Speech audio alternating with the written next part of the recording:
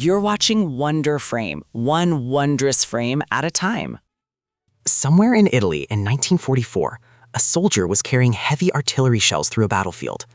That soldier was a bear, a real, living, breathing 250-pound Syrian brown bear. Not a mascot, not a decoration, an officially enlisted private in the Polish army. With his own rank, paybook, and serial number, his name was Wojtek, and his story is one of the most extraordinary true stories to come out of the Second World War. Think of Wojtek as a spark, a tiny, warm spark that a group of lost soldiers found in the darkness and carried with them all the way to victory. That spark metaphor, hold on to it, because it's going to mean something completely different by the end of this story. To understand how a bear ended up on a battlefield, you need to go back to where it all started. Iran, 1943. A group of Polish soldiers were marching through the mountains. These weren't ordinary soldiers. They were former prisoners of war who had survived brutal conditions in Soviet prison camps, then marched thousands of miles just to be free. They had lost their homes, their families, everything they knew. They were far from Poland with no idea if they'd ever return. Then one day, on that dusty mountain road, they spotted a young Iranian boy holding something small and struggling. It was a bear cub, tiny, scared, an orphan. His mother had been killed by hunters. The soldiers traded a few tins of food, some chocolate, and a Swiss Army knife for him. That was the price of a future war hero. They named him Wojtek, a traditional Polish name meaning roughly joyful warrior. Right from the start, his name fit perfectly. The first problem, the cub was so young he couldn't swallow solid food. So the soldiers fed him condensed milk from an old vodka bottle. You have to admit, starting life drinking out of a vodka bottle is a very particular kind of origin story. Wojtek's primary caretaker was a soldier named Peter Prendish. He watched over Wojtek like a father watches over a child, and Wojtek grew fast. He traveled with the unit through Iraq, Syria, Palestine, and Egypt. Along the way, he picked up some very soldier-like habits. He learned to salute, he would wrestle the men, always gently, never hurting anyone. He snuck into their tents at night to sleep beside them. He was, in every way that mattered, one of the unit. Remember that spark metaphor? Wojtek was the spark those exhausted, homesick soldiers had been carrying for years without knowing they needed. Researchers who study wartime morale describe Wojtek as the ultimate therapy animal. For men who had lost everything, he gave them something to care for.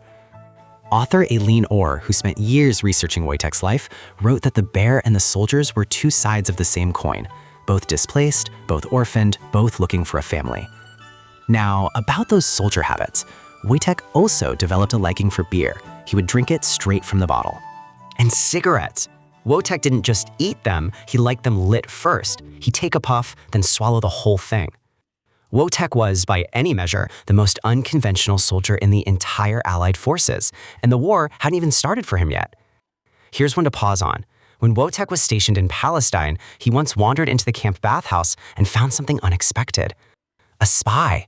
A real enemy spy hiding inside. The man was so terrified by the sudden appearance of a bear that he surrendered immediately. Wojtek was rewarded for this with a bottle of beer, which honestly feels exactly right. Comment below, what would your reward be? But the biggest chapter of Wojtek's story was coming, and it would prove once and for all that he wasn't just a pet. In 1944, the Polish forces received orders. They were to sail from Egypt to Italy to join a massive Allied campaign, the push to free Italy from enemy control. There was one problem. British transport ships had a strict rule: no animals allowed, no exceptions. The soldiers faced an impossible choice: leave Wojtek behind, the bear they had raised from a helpless cub, or find another way. They found another way. If animals weren't allowed but soldiers were, then Wojtek would simply have to become a soldier.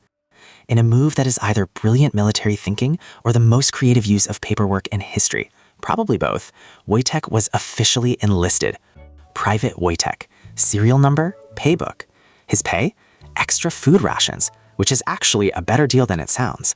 The unit sailed to Italy, every soldier on board, including a 250-pound Syrian brown bear standing on the deck, technically outranking most seagulls. Their destination was one of the most brutal battlefields of the entire war, Monte Cassino, a mountain fortress in central Italy that had stopped the Allies cold. The Battle of Monte Cassino was 4 months of fierce fighting.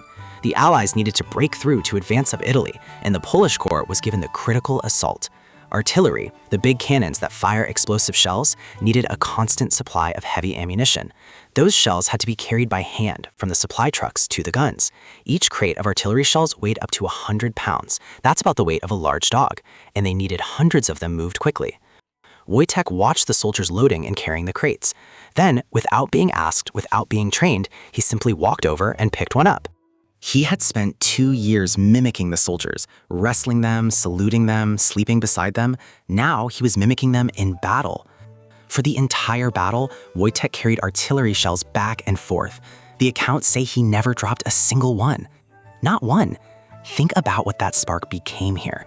It wasn't just comfort anymore. It was effort, real, physical, dangerous, essential effort. The Polish forces broke through at Monte Cassino. Wojtek had helped carry the ammunition that made it possible. That's not a legend, that's documented military history. In recognition, the 22nd Artillery Supply Company did something remarkable. They changed their official military emblem to honor Wojtek. Their new badge showed a bear carrying an artillery shell. It's still used today. The bear became the permanent symbol of that regiment. And Private Wojtek? He was promoted. Corporal Wojtek, a higher rank, earned in combat. Given to a bear. The Allied advance continued up Italy. The war eventually ended in 1945, and Wojtek, along with his Polish comrades, had to face a new and very different challenge: peace. For soldiers who had spent years fighting, peace meant, what happens now? Where do we go? For the Polish soldiers, returning home was complicated. Poland was now controlled by the Soviet Union, which meant going back could be dangerous. Many chose to stay in the West. Wojtek and many of his unit were sent to a military resettlement camp in Berwickshire, Scotland. Cold, green, very different from the deserts of the Middle East. The local Scots were fascinated. Word spread quickly about the army bear. Wojtek became a local celebrity, made an honorary member of the Polish-Scottish Association. In 1947, the Polish army was officially demobilized, disbanded. The soldiers scattered, and Wojtek had to be housed somewhere permanent. He was sent to Edinburgh Zoo, his home for the rest of his life. Here's the counterintuitive twist that changes everything about this story. Wojtek wasn't just the soldiers' comfort. The soldiers were also his.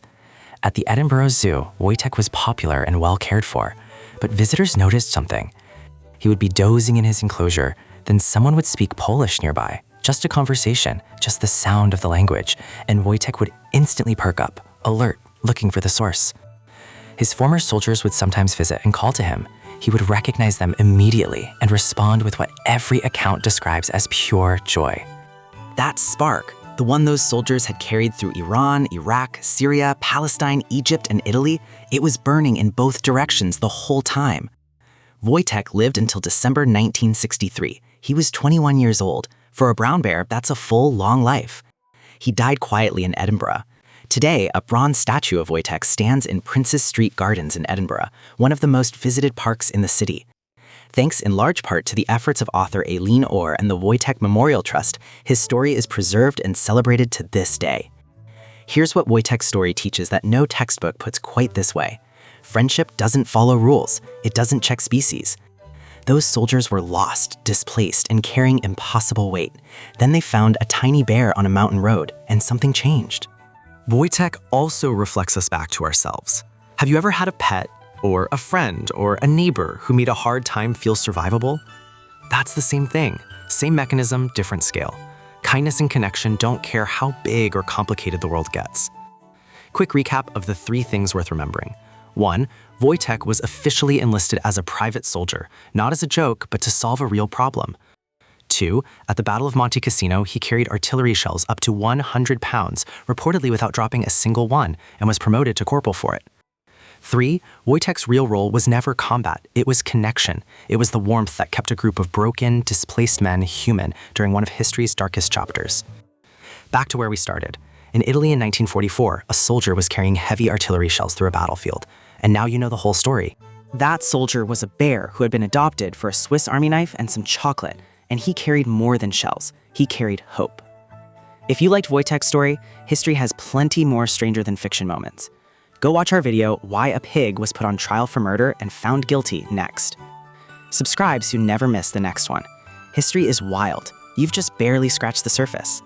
If you learned something new, a like really helps. Subscribe to Wonder Frame for more.